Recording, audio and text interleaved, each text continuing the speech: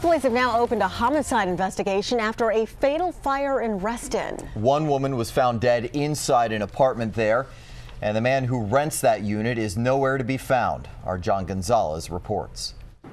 Fairfax County firefighters were the first here at the scene, but now this afternoon, police have swarmed this Reston neighborhood where there is now a homicide investigation. You can see the entire neighborhood taped off. We spoke with a woman who heard arguing before the fire. Heated sort of argument, and then, he kind of said a really bad cuss word.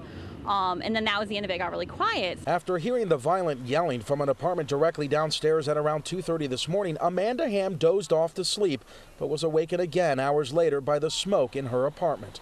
Like, my eyes were like burning. I couldn't breathe. And I'm like, there's something going on. She called 911, but firefighters didn't hear anyone inside the burning unit.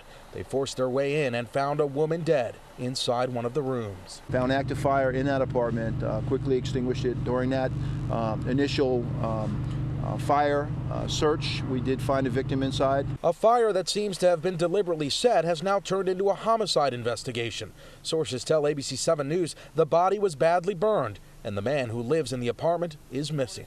I know that we got called because there was an odor of smoke. There were no active smoke detectors going off, at least initially. Ham recalls speaking with her downstairs neighbor a few months ago. And I'm like, oh yeah, I live above you, if you need anything or whatever. And you seem like a really nice guy. And I've seen him periodically since then, but I haven't seen him for a couple of weeks.